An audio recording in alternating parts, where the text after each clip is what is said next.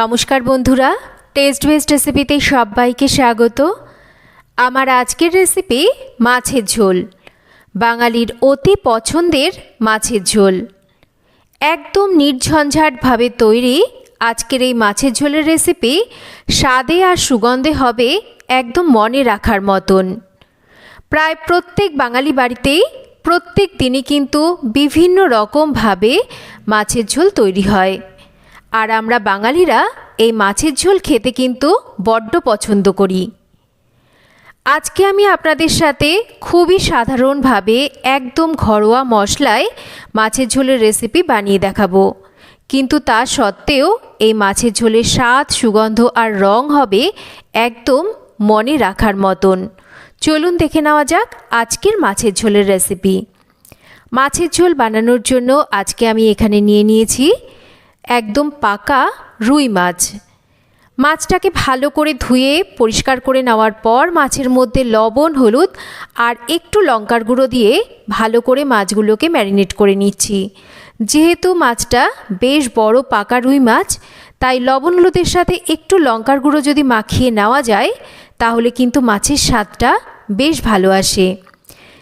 আর মাছগুলোকে কম করে 5 থেকে 10 মিনিট এইভাবে রেখে দেব। মাছের ঝোল বানানোর জন্য এখানে আলু কেটে নিয়েছি, আর আলু কেটে নেওয়ার পর কিন্তু অবশ্যই আলুগুলোকে খুব ভালো করে সঙ্গে সঙ্গে ধুয়ে নিতে হবে, না হলে আলুগুলোর গায়ে একটা ছোপ ধরে যায়।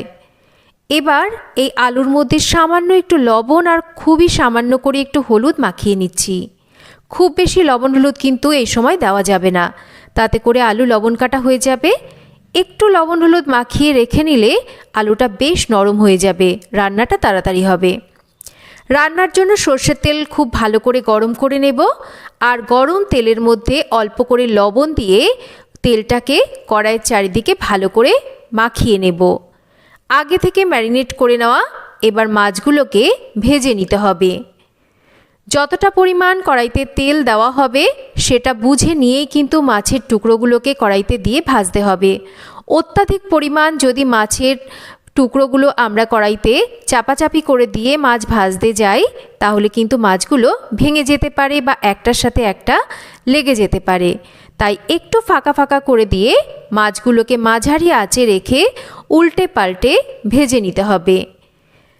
মাছগুলো আমি ভেজে নিয়েছি, আর আমার মনে হয় পিঠের মাছের তুলনায় পেটের মাছগুলো একটু কম ভাজলে খেতে ভালো লাগে, তাই আমি পেটের মাছ কিন্তু একটু কম ভেজে তুলে নিয়েছি, আর পিঠের দিকের মাছগুলোকে কিন্তু বেশ একটু লাল করে ভেজে তুলে নিচ্ছি।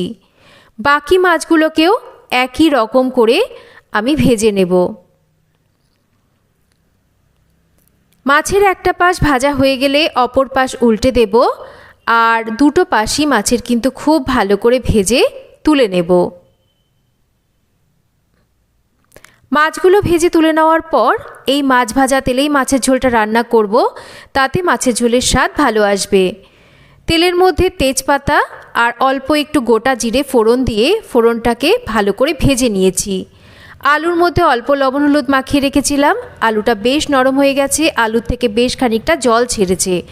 এই জলটাকে ফেলে দেব, আর লবণ হলুদ মাখিয়ে নেওয়া আলুটাকে এবার তেলের মধ্যে ছেড়ে দিয়ে আলুটাকে একটু হালকা করে ভেজে নেব।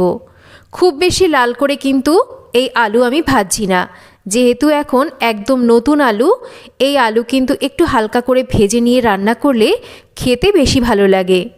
আলু হালকা ভেজে নেওয়ার পর দিয়ে দিচ্ছি আমি 1/2 কাপ মতন জল, মানে ছোটো কাপের 1/2 কাপ মতন জল দিয়েছি। আর এখানে আমি মাছের ঝোল আলুর সাথে কিন্তু একটু সজনের ডাঁটা দিয়ে করছি। কয়েকটা সজনের ডাঁটা দিয়ে ভালো করে মিশিয়ে নেওয়ার পর একটু ঢাকা দিয়ে লো ফ্লেমে রেখে মিনিট 5 রান্না করে নিয়েছি।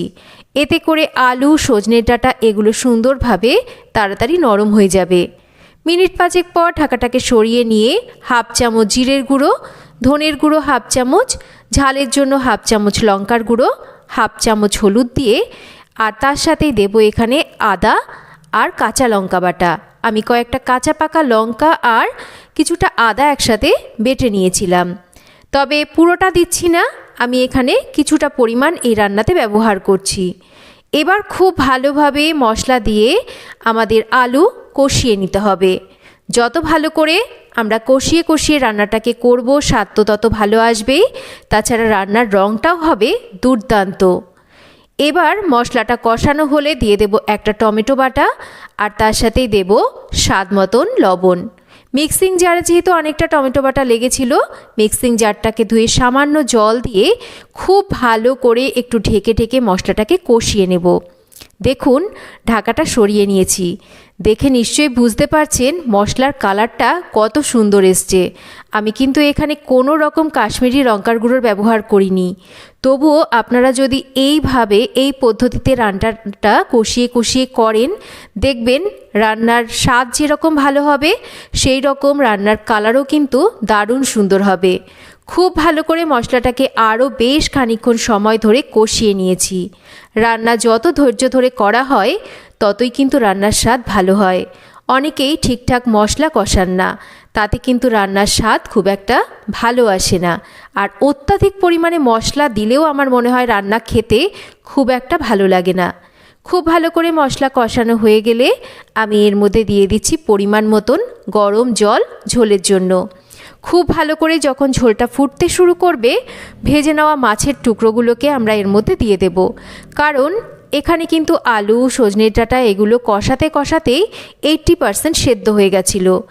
এবার মাছগুলোকে দেওয়ার পর একই সাথে কিছুটা গরম মশলা গুঁড়ো দিয়ে এবার ভালো করে একটু মিশিয়ে নেব, আর একটু ঢাকা দিয়ে আরও 6-7 মিনিট মাছের ঝোলটাকে ভালো করে রান্না করব।